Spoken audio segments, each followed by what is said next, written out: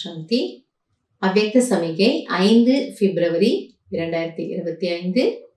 இன்னைக்கு பாப்தாதா சொல்றாங்க, जो भी राजनेताएं हैं व धर्म नेताएं हैं उन्हों को पवित्रता और एकता इसका अनुभव कराओ।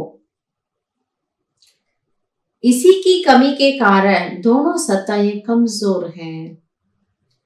இன்னைக்கு ஒரு வித்தியாசமான ஆங்கிள், வித்தியாசமான பாயிண்ட பாபா புரிய வைக்கிறாரு. என்னன்னா, இந்த கலியுகத்தினுடைய அரசியல்வாதிகள், ராஜ்யத்தினுடைய சக்தி இருக்கக்கூடியவர்கள் மற்றும் தர்மத்தை சேர்ந்தவர்கள், தர்ம தலைவர்கள், மகான்கள், இவங்கெல்லாம் தர்மத்தை பரப்பக்கூடியவர்கள்.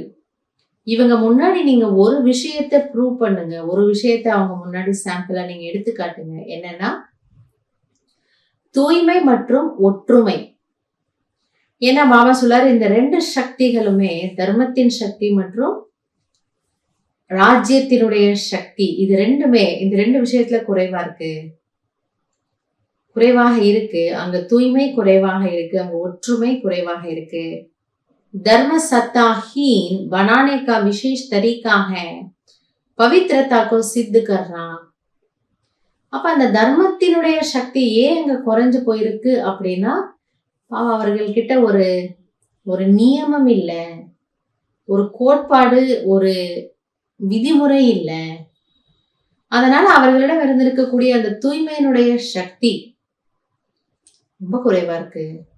ஆனா பாபா நமக்கு சொல்லி கொடுக்கக்கூடிய முதல் தாரணாவே தூய்மை சக்தி. அப்ப பாபா சொல்றாரு, அவங்க முன்னாடி நம்ம இத இருந்து வாழ்ந்து காட்டணுமா. பாருங்களேன், இந்த பிரம்மா குமாரர்கள் இந்த பவித்திரத்தாவில எவ்வளவு ஸ்ட்ராங்கா இருக்காங்க. ஏன்னா அவங்களால அது முடியல. அப்ப இத பார்த்தோன்னே அவங்களுக்கு நாம எவ்வளவு வீக்கா இருக்கிறோம்.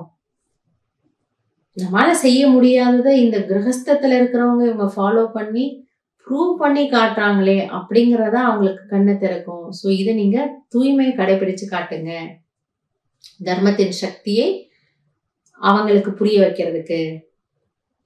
और राज्य सत्ता वालों के आगे एकता को सिद्ध करना. மற்றும் ராஜ்யத்துல இருக்கக்கூடியவங்களுக்கு என்ன சொல்லணுங்கிறாரு பாபா, ஒற்றுமையை சொல்லி காட்டுங்க. ஏன்னா நம்ம பாக்குறோம்ல, இப்ப இருக்கக்கூடிய ராஜ்யத்துல ஒரு கட்சி ஒரு மாதிரி இருக்கிறாங்க, இன்னொரு கட்சி ஒரு மாதிரி இருக்காங்க, இன்னொருத்தவங்க ஒரு மாதிரி இருக்கிறாங்க. அந்த ஒற்றுமை என்பது சற்றே குறைவாக தெரிகிறது. ஆனால் இங்க பாபா வீட்டுல எப்படி பலதும் இருந்தா, பாபா சொன்னார்ல, ஒரு மரத்தினுடைய கிளைகள் போல் நீங்க இருக்கீங்க.